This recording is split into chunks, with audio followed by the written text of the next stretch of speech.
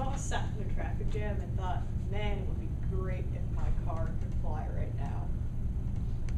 But although we don't have airplane cars, we do have air-cushioned vehicles, more commonly known as hovercrafts.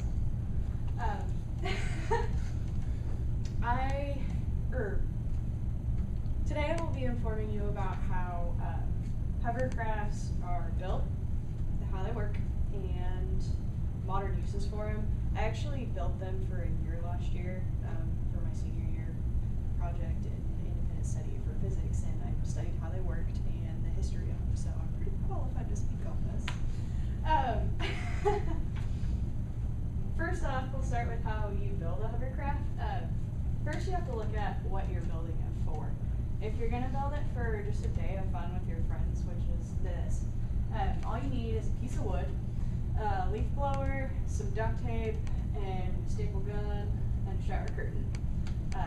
What you're going to do is you cut your piece of wood into a circle about 3 to 4 feet in diameter, and then you cut a smaller hole in the circle near the center but not on the center for the leaf blower.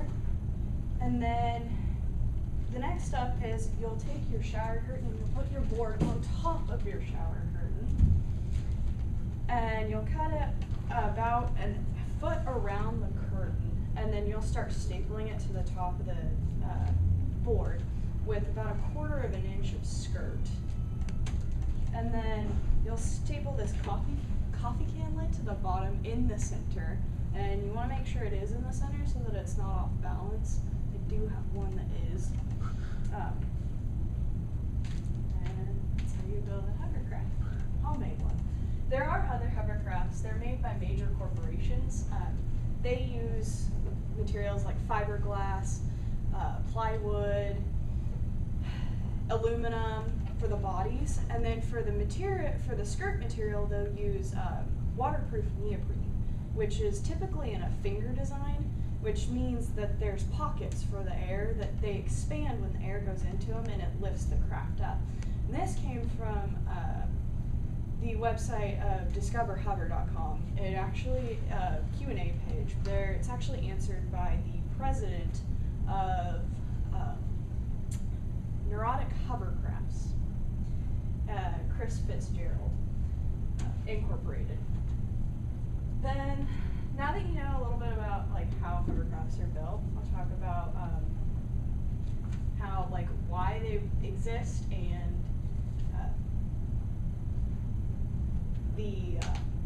how a hovercraft works. The reason they were built by Sir Christopher Cockerell is he wanted to cut down on friction between a boat and the water. He submitted his technology to the British government, which classified it as secret so that they could use it for World War II. And how a hovercraft works is it floats on a cushion of air, which is what fills up this skirt. And the air acts as a downward force to counteract what is Newton's second law, force equals mass times acceleration. And the air acts as the force that goes downward, and it causes acceleration upward. And now that you know a little bit how a hovercraft works and how to build one, I'll talk to you about some modern uses of hovercrafts. Like I mentioned earlier, they used them for the military, and they still continue to use them for military for things such as mine counter missions, border patrol, surveillance, and they'll use them for humanitarian aid. They're used for these because for mine patrol or for mine counter missions, hovercrafts they can travel over mines because they're basically weightless because of the air, so they don't set them off. And for humanitarian aid and stuff, in rescue missions, they'll use them for rescue missions because hovercrafts can travel over surfaces that a normal, a tank, couldn't travel in a muddy area, but a hovercraft can travel over mud without getting stuck. And the other major use currently for hovercrafts is recreational use.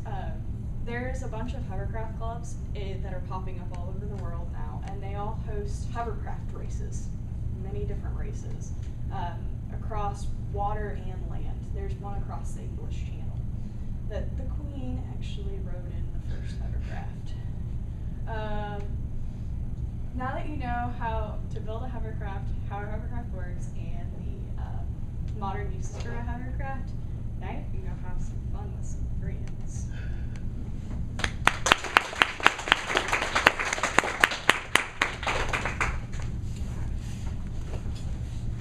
So how come we're still using tanks instead of hovercrafts? Tanks None of your damn business. Say it again. She might know. Ask her.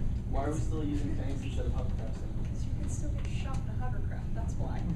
So why not just make like a tank with a hovercraft with a lot of air? Tanks are heavy. That takes a lot That's of a lot of air. pressure. Right? That is a huge engine. That's a lot of weight. They have them. So I guess that's why. Yes, ma'am. Absolutely. Yes. Thank you. Let's see. Plus they shape your skirt.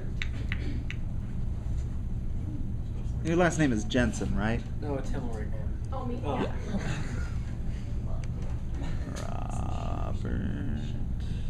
Robert.